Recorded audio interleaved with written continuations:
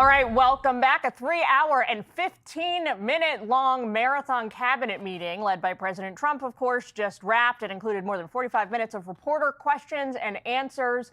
Just wrapping up at the White House a moment ago, DHS Secretary Kristi Noem was in the room for the whole thing. She joins us now with her take on everything. I mean, we can't ask you to comment on everything because we would be here for like the next 3 days. But what was your biggest takeaway, Madam Secretary?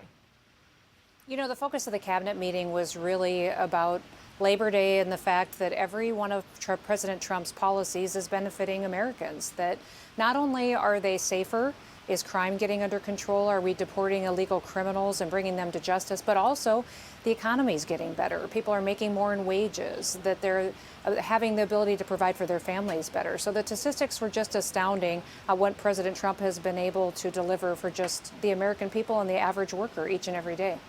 So President Trump's been talking about the possibility of sending in the National Guard to the city of Chicago next. The mayor was asked what he thinks about that plan. Take a quick listen.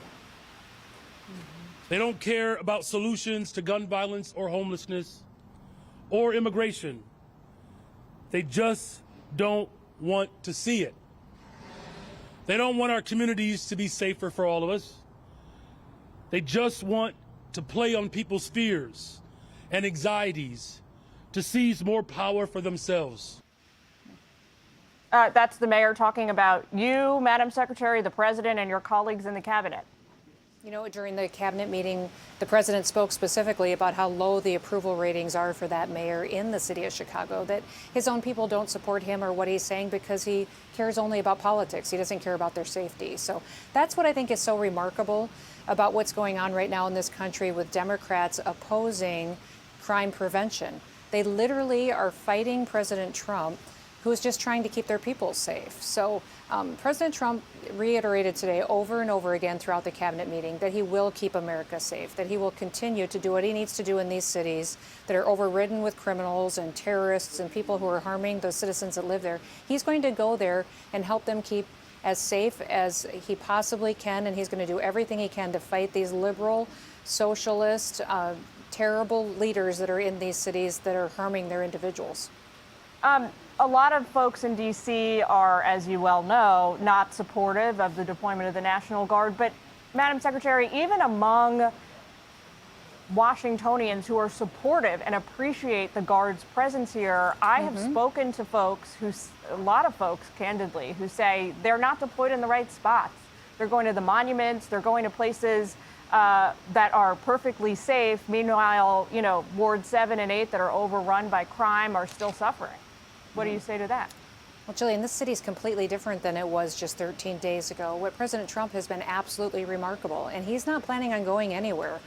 So those communities that are noticing a difference, they're going to be transformed by the fact that we have individuals here in law enforcement that are allowed to do their jobs for the first time. President Trump spoke today about how much we're enjoying partnering with local law enforcement, that those officers that are out in the streets are amazing human beings who just want to be able to protect those communities. So we need the mayor of D.C. to step up, to start doing her job and working with the president to do all that we can to make sure that these cities' streets become safe and continue to build on the success we've had there.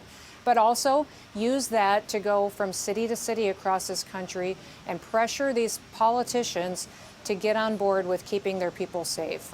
What is going to be the story here in Washington can happen in Chicago, can happen in Boston, can happen in San Francisco. I told the president the other day, I said, listen, people in D.C. are finally remembering what it feels like to be free. They've walked around scared and terrified and not when worried about what they're going to do and how they're going to get from place to place and keep their families safe, that they forgot what it was like to live without that darkness hovering over them all the time. The last 12 to 13 days, they're remembering now what it can feel like to go to a park and play, what it can feel like to walk down the street and not have to worry that somebody's going to attack you or harm you.